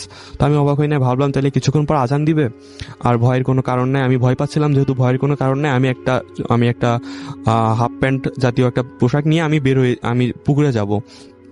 আমি পুকুরে ওইখানে গেছি, পুকুরে যাওয়ার পর দেখি আমার আব্বু নাই। তো ও 5 জন জেলে আসছে, আমি বললাম যে আব্বু কই? তো বলছে আব্বু তোমার ভাইকে ডাকতে গেছে, তোমার চাচাতো ভাইকে ডাকতে গেছে। এখানে একটা কথা বলে রাখি যে এই ঘটনা যেহেতু 1 মাস আগের, ওই সময় আমাদের এলাকায় সরিষা চাষ করা হচ্ছে। আমাদেরও সরিষা চাষ করা হয়, আমাদের অনেকটুকু জমিতেই সরিষা চাষ করা হয়। তো এই সরিষা চাষ করার কাটা হচ্ছে, ওই সময়টা সরিষা কাটা হচ্ছে। তো সরিষা কাটার আমাদের জমি যেহেতু বাড়ি থেকে একটু দূরে, তো সরিষা কাটা হচ্ছে ওই সময়টা। সরিষা কাটার পরে সরিষা ছাড়ানো হয়, ছাড়ানোর পর থেকে বস্তায় ভরে তারপর ফসলটা বাড়িতে আনা হয় শুধু। তো এই সময় পর্যন্ত ওই সরিষাটা ওইখানে থাকে, ফসলটা পাহারা দেওয়ার জন্য প্রতিটা জমিতে 2-3 জন করে রাতে পাহারা দেয়, একটা ছন্নের জাতীয় ঘর বানায়, ওখানে থাকে পাহারা দেয়, ফসলটা চুরি হওয়ার সম্ভাবনা থাকে। তো ওই সময়টাতে ওই আমার চাচাতো ভাই আছে, আমাদের সরিষা যেহেতু কাটা হচ্ছিল ওইখানে পাহারা দিচ্ছে। ওই জেলেগুলো আমারে বললো যে তোমার বাবা তোমার ভাইকে রিফাতকে ডাকতে গেছে, আমার ভাইয়ের নাম রিফাত, তোমার রিফাতকে ডাকতে গেছে। তো আমি বললাম যে ঠিক আছে তাহলে আব্বু আসুক, তারপর আমি রুম থেকে বেরোই। আমি চলে যাচ্ছিলাম, আমি যেই মাথাটা ঘুরাইছি চলে যাচ্ছিলাম, সেই সময় একটা জেলে আমার সাথে কথা বলতেছে, বাকি কেউ আমার সাথে কথা বলতেছে না। বাকি সবগুলা জেলে আমার দিকে শুধু তাকাইছে মাঝে মধ্যে, আর কেউ কথা বলতেছে না আমার সাথে। ওই একটা জেলে কথা বলতেছে, সে বলছে তোমার বাবা তো অনেকক্ষণ হলো গেছে ওইখানে, তো কোনো যেহেতু আবার ক্ষেতের মধ্যে কিছু দূর 10 মিনিট হাঁটলে পারে শ্মশান ঘাট পড়ে। শ্মশান ঘাটের নিচে একটা খাল আছে, খালের ওইখানে শ্মশান ঘাট, বট গাছের নিচে শ্মশান ঘাট, হিন্দুদের লাশ পুরানো হয় ওখানে। তো বলছে তোমার বাবা তো অনেকক্ষণ গেছে ওইখানে, কোনো প্রবলেম হলো না তো? তো আমি বললাম ঠিক আছে। বাবা কি একা গেছে? বলে না, আরেকজন জেলে ছিল, ওনাকে সাথে নিয়ে গেছে তোমার ভাইকে ডাকতে। তো আমি বললাম ঠিক আছে তাহলে চলেন একটু আগায়ে যাই, দেখি কোনো প্রবলেম হয়েছে নাকি আমার আব্বুর। তো বলছে ঠিক আছে চলো যাই তাহলে। তো একটা জেলে আমার সাথে আসতেছিল, আমার বললো হারিকেন ছিল ওনাদের কাছে, তো হারিকেন নিয়ে আমি আগাচ্ছিলাম, ক্ষেতের মধ্যে হাঁটতেছিলাম যে দেখি আমার আব্বুর কোনো প্রবলেম হয়েছে নাকি। তো কিছু দূর হাঁটতেছি আমি, উনি আমার সাথে কোনো কথা বলতেছে না, যে জেলেটা আমার সাথে আছে। আমি আগে যাচ্ছিলাম, উনি আমার পিছনে ছিল, ক্ষেতের মধ্যে পুরো অন্ধকার, ওনার হাতে যাচ্ছে একটা হারিকেন। তো আমি হাঁটতেছি আর পিছন দিকে আমার মনে হচ্ছে যে একটা জেলে না, অনেকগুলা জেলে হাঁটতেছে। মানে জেলে বলতে অনেকগুলো মানুষ হাঁটতেছে আমার পিছনে। আমি ফিল করছিলাম একজন মানুষ না, অনেকজন মানুষ হাঁটতেছে। আমি পিছনে যখন তাকাই দেখি যে একটা মানুষই হাঁটতেছে আমার সাথে হারিকেন হাতে নিয়ে। তো আমি কিছুক্ষণ কথা না বলে ওনাকে বলি যে আচ্ছা ভাইয়া আপনার বাসা কোথায়? আমি থাকি না এখানে, আমি চিনলাম না আপনার বাসা কোথায়। উনি আমাকে হঠাৎ করে মানে বলল যে আমার বাসা মিরপুর। তো আমি চিন্তা করলাম যে এখানে গ্রামে জেলে ওনার বাড়ি মিরপুর কেমনে হয়। তো আমি পিছনে তাকাইছি, দেখি যে পিছনে কেউ নাই। আমি প্রচন্ড আকারে ভয় পাইছি, আমি এত ভয় পাইছি মানে আমি এখানে আমার একদম গাও শিউরায় উঠছে। তো আমি পিছনে তাকাই দেখি যে কোনো হারিকেন নাই, কোনো জেলে নাই। তখন আমি বুঝতে পারতেছিলাম না আমি কি করবো, আমি কোন সাইডে যাবো। অনেক দূর হেঁটে চলে আসছি ক্ষেতের মধ্যে, আমি কোন সাইডে যাব, আমি ডানে বামে কোথায় কিচ্ছু বুঝতেছি না, আমি কোন দিকে যাব। আমি হতবাক হয়ে গেছি। কিছুক্ষণ আমি দাঁড়া থাকার পরে আমার কি মনে হচ্ছে, আমার মনের মধ্যে কি হলো আমি জানি না, আমি সামনের দিকে হাঁটতে থাকি। আমি সামনের দিকে হাঁটার পরে কিছুক্ষণ হাঁটার পরে আমি যে সরিষার ক্ষেতের আমি যেখান থেকে হাঁটতেছি ওইখানেও সরিষার ক্ষেত, পাকা সরিষা। তো শব্দ হচ্ছে কিছুটা, আমি নিজে বুঝতেছি কিছু শব্দ হচ্ছে। কিছুক্ষণ হাঁটার পরে আমি একটা খাল আছে, আমি আগেই বলছি যে ওই খালটার ওই পাশেই একটা বট গাছের নিচে শ্মশান ঘাটটা। আমি দেখলাম যে আমার কিছুটা দূরেই ওই খালটা আছে, খালটা ক্যানেল জাতীয় আর কি। তো আমি ওখানে হাঁটতেছি, ক্ষেতের মধ্যেই আছি, আমি সামনের দিকে তাকায় হাঁটতেছি। আমি দেখলাম যে খালের অপোজিটে, খালের ওই সাইডে ওই তান্ত্রিকটাকে আমি দেখতে পারলাম, যে তান্ত্রিকটাকে আমি স্বপ্নে দেখছিলাম আমি। তারপর আমার পাশে ছিটে বসছিল, বাসের ছিটে। আমি তান্ত্রিকটা আমার দিকে উনি যে ড্রেসে দেখছিলাম স্বপ্নের মধ্যে, উনি ওই অবস্থাতেই দাঁড়ায় আছে আমার দিকে। মানে আমি জ্যোৎস্নার মধ্যে দেখতেছিলাম যে ওনার হাতে আমার দিকে তাকায় আছে খুব রেগে। তো আমি ওখানে দাঁড়ায় গেছি, আমি নড়তে পারতেছিলাম না, আমার একদম পুরো শরীর ঠান্ডা হয়ে গেছে, আমি নড়তে পারতেছি না। উনি আমার থেকে অনেকটা দূরে, যেহেতু খালটা ক্যানেলটার পারে তার কিছুটা রাস্তা অনেকটুকু দূরে। তো আমি দেখতে পেলাম যে এক পলকের মধ্যে একদম এক পলকের মধ্যে উনি আমার সামনে চলে আসছে। ওই তান্ত্রিকটা, উনি মানে পুরা শরীর মানে কালো, চোখ দুটা ভয়ঙ্কর, মানে জট পাকানো চুল। আমি ওনার সামনে, আমি দেখতে পেলাম আমার সামনে চলে আসছে, কিছু একদম আমার এক হাত সামনেও না, একদম কাছে। তো উনি এসে আমার সরাসরি ঘপ করে আমার হাতটা ধরে ফেলছে। তো আমি নড়তে পারতেছিলাম না। উনি আমাকে একটা ধাক্কা দিছে, হাতটা ধরে একটা ধাক্কা দিছে। আমি ক্ষেতের মানে মধ্যে শুয়ে পড়ছি, একদম আমি যে আল দিয়ে মানে হাঁটতেছিলাম ওইখানে শুয়ে পড়ছি। উনি আমার বুকের উপর বসছে। তো আমি ফিল করলাম যে উনি আমার বুকের উপর বসছে, যে একটা মানুষ বসলে তো একটা ওজন আমার বুকের উপর পড়বে। আমি কোনো ওজন ফিল করতেছিলাম না। আমি দেখতে পারতেছি যে ওই তান্ত্রিকটা আমার বুকের উপর বসছে, কিন্তু আমি কোনো ওজন ফিল করতেছি না।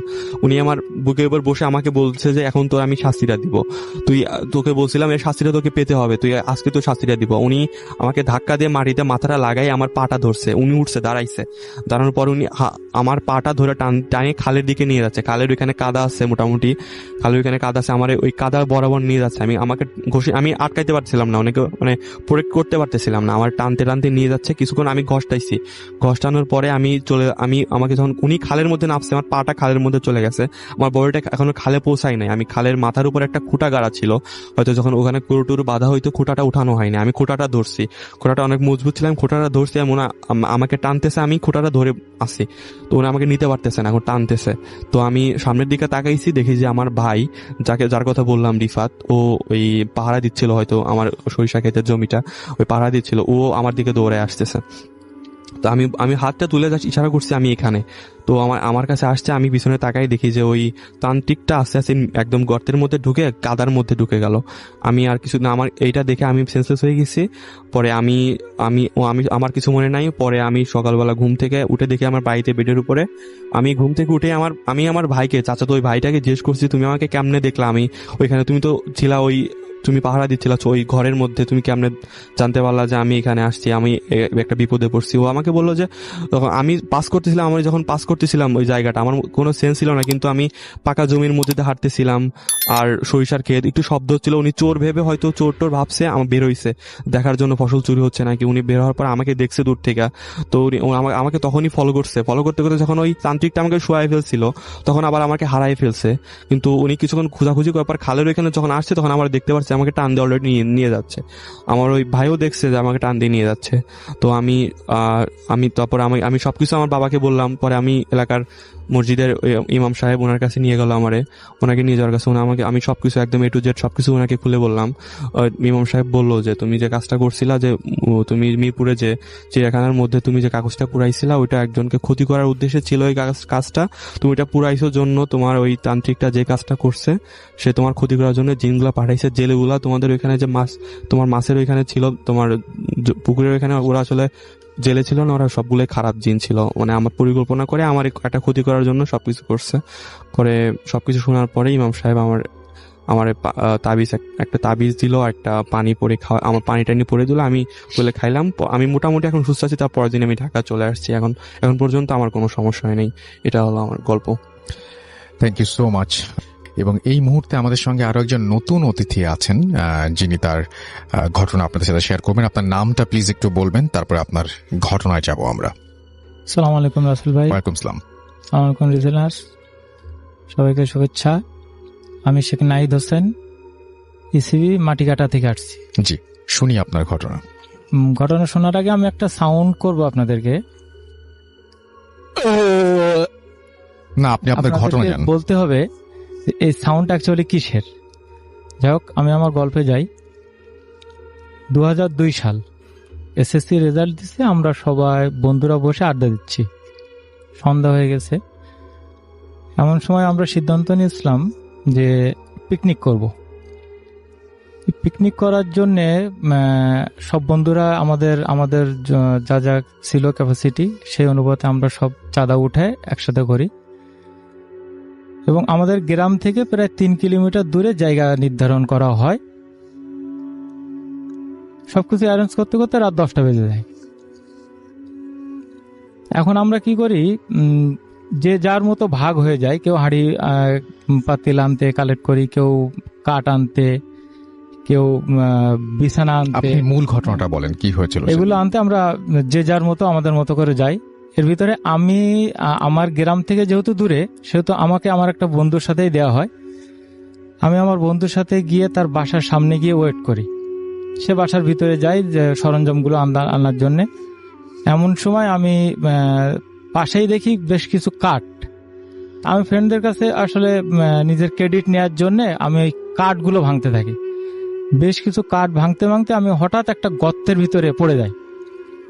গর্তের ভিতরে পড়ে যাওয়ার পরে আমি কাঠগুলা, যেহেতু আমি সহ কাঠগুলো পড়ে যায়, সেহেতু আমি ওই গর্তের ভিতর থেকে কাঠগুলারে আবার সুন্দর করে কালেক্ট করি। আর আমাদের ওদিকে কি হয় যে এটা হচ্ছে সাতক্ষীরার ঘটনা। হ্যাঁ, আমাদের ওদিকে মাটির দেয়াল দিয়ে ঘর তৈরি হয়। মাটির দেয়াল করতে গেলে পাশে কোথাও একটা জমি থেকে মাটি খুঁড়ে দেন ওইখান থেকে আপনার দেয়াল তৈরি হয়। আমি ভাবছি যে ওইটাও কোনো একটা গর্ত, যেটার ভিতরে আমি পড়ে গেছি। সো আমি ওইখান থেকে বাঁশ বা কিছু কাঠ কালেক্ট করে, আমার ফ্রেন্ডও দেন ব্যাক করে, আমরা একসাথে চলে আসি। চলে এসে যখন আমরা মাঠে কাঠগুলো রাখি, তখন দেখা যায় যে কাঠগুলোর সাথে একটা হাড়, একটা লাশের পায়ের হাড়। তো ওই ভিতর থেকে আমার এক ফ্রেন্ড ছিল হিন্দু, সে ওই জিনিসটাকে কোনো গুরুত্ব না দিয়ে হাড়টাকে ফেলে দেয়, একটু দূরে ফেলে দেয়। দেন আমরা পিকনিক করি, সবকিছু কমপ্লিট করি। 1-2 দিন যাইতে পারে না, আমি প্রায় স্বপ্নে দেখতে থাকি যে আমার একটা পা আঘাতগ্রস্ত হচ্ছে। ফুটবল খেলতে গিয়ে পা ভেঙে যাচ্ছে, বা আমি সাইকেল চালাইতে গিয়ে পা ভেঙে যাচ্ছে, মানে এগুলো আমি স্বপ্নে দেখতে থাকি। তো এগুলো আমাকে খুব ভয়, মানে মানে খুবই ভয়ের ভিতরে রাখে। দেন আমি আমার আম্মার সাথে পুরো ঘটনা শেয়ার করি যে আম্মা এই ব্যাপার, আমি স্বপ্নের ভিতরে বারবার দেখতেছি যে আমার একটা পা ভেঙে যাচ্ছে বারবার। তো আমার আম্মা বলল, তুমি এক কাজ করো, একটা হুজুরের সাথে এটা পরামর্শ কর। তখন আমি আমার পাশে নলতাতে একটা বড় মাজার আছে আমাদের, খান বাহাদুর হাসানুল্লাহ সাহেব, ওনার মাজারের ওইখানে খাদেমের কাছে যাই, গিয়ে পুরো বিষয়টা বলি যে আমি স্বপ্নের মাধ্যমে এইগুলো দেখতেছি। তখন উনি আমাকে বলে যে তুমি কোনো মুরব্বী বা আল্লাহওয়ালা কোনো ব্যক্তির কোনো একটা ক্ষতি করছো, তাকে পায়ে হয়তো কোনোভাবে কিভাবে হোক তুমি আঘাতগ্রস্ত করছো, বা তাকে এমনভাবে ক্ষতিগ্রস্ত করছো যে সে এইটা নিয়ে এখনো কষ্ট পাচ্ছে। তুমি একটু মনে করে দেখো তো কি করছো।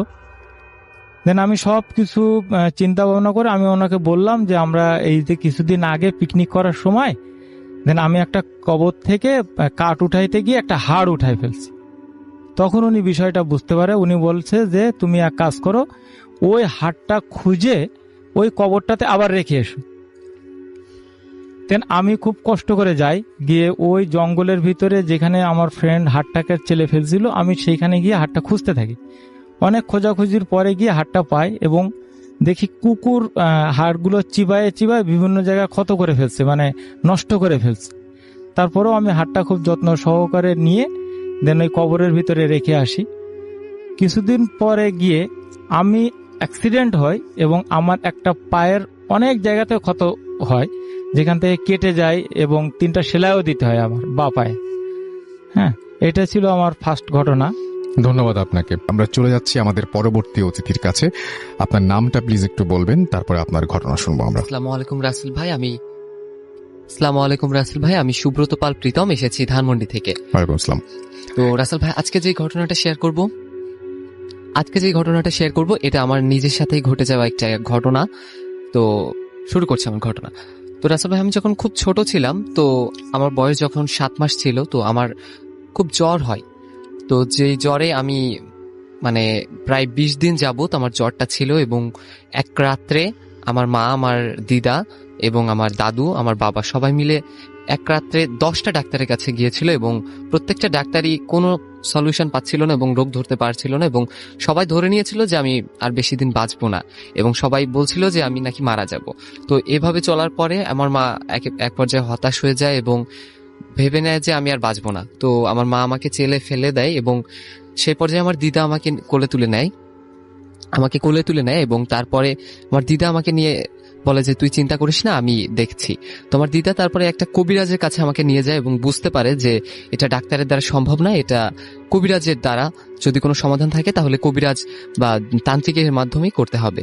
তো আমার মা আর দিদা তারা তান্ত্রিকের কাছে যায়, একজন সাধুর কাছে যায়, যে আমাকে তাদের কাছে নিয়ে সবকিছু খুলে বলে যে এরকম আমার জ্বর, আমার শরীর সুস্থ হচ্ছে না। তো তান্ত্রিক বলে যে আমার মাথা থেকে চুল কেটে নিয়ে গেছে, একজন ব্ল্যাক ম্যাজিক করছে, এবং যার কারণে আমার হচ্ছে জ্বরটা আছে এবং এই জ্বরটা থাকবে, আর এর কোনো সমাধান তারা দিতে পারবে না।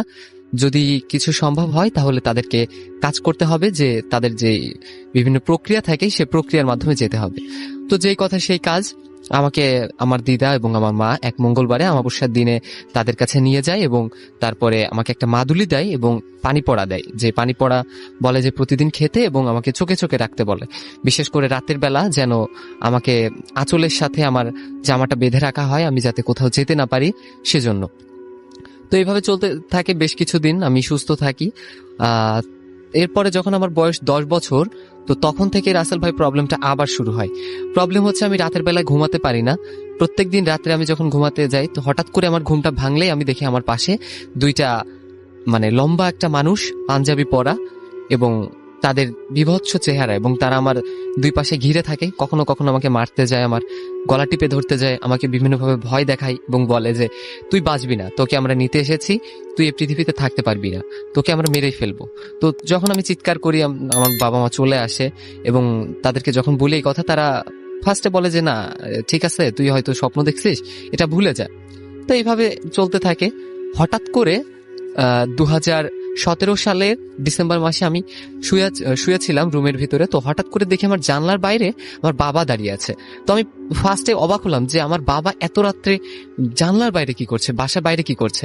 তো বাবার চেহারাটা একেবারে অন্যরকম ছিল, মানে তার চোখটা জল জল করছিল আগুনের মতন, যেটা দেখে আমি সত্যি রাসেল ভাই এত পরিমাণে ভয় পাই যে আমি কোনো কথা বলার মতন অবস্থাতে থাকি না। তো বাবা আমাকে ইশারা করে ডাকতে থাকে জানালার দিকে আসার জন্য। তো আমি জানালার দিকে যাইতে থাকি এবং হঠাৎ করে দেখে আমার পিছন থেকে আমার বাবা আমাকে ডাক দেয়, এবং তার ডাকটা শুনে আমি যখন পিছনে তাকাই আমি দেখি আমার বাবা আমার পিছনে। তখন আমি বাবাকে বলি, বাবা তুমি কি বাইরে গেছিলে? তো বলে যে কই না তো, তুই তো দেখছিস যে জানলার দিকে চলে যাচ্ছিলি, তার জন্য তোকে ডাকলাম, আর তুই তো আরেকটু পর হলেই তুই তো ঘরে বাইরে চলে যেতিস। আমি বললাম যে তুমি বাইরে যাওনি, আমি তো তোমাকে এইমাত্র দেখলাম যে তুমি আমাকে ডাকছো। তো বাবা বলে যে না, তুই কি পাগল হয়েছিস, আমি তো এই রুমে শুয়ে আছি আর তারপরেই তো তোকে ডাকছি। তো আমি অনেক ভয় পাই। তারপরে বাবা আমাকে একটু ঝাড়ফুঁক করে, মানে কিছু মন্ত্রতন্ত্র পড়ে দেয় এবং আমাকে ঘুম পাড়িয়ে দেয়। তো এইভাবে চলার পরে হঠাৎ করে আমার বেশ কিছুদিন পরে আমি যখন ক্লাস 8-এ পড়ি, তো তখন হচ্ছে ক্লাস 8-এ যখন পড়তাম তখন হচ্ছে আমার একটা প্রবলেম হয়। সেটা হচ্ছে আমি একদিন একটা গাছের নিচে দাঁড়িয়েছিলাম, আম গাছের নিচে। তো হঠাৎ করে গাছে উঠে পাকা আম থাকে, সে পাকা আম পাড়ছিলাম। তো হঠাৎ করে গাছ থেকে আমি পড়ে যাই, এবং পড়ে যাওয়ার পরে আমার আর কিছু মনে থাকে না।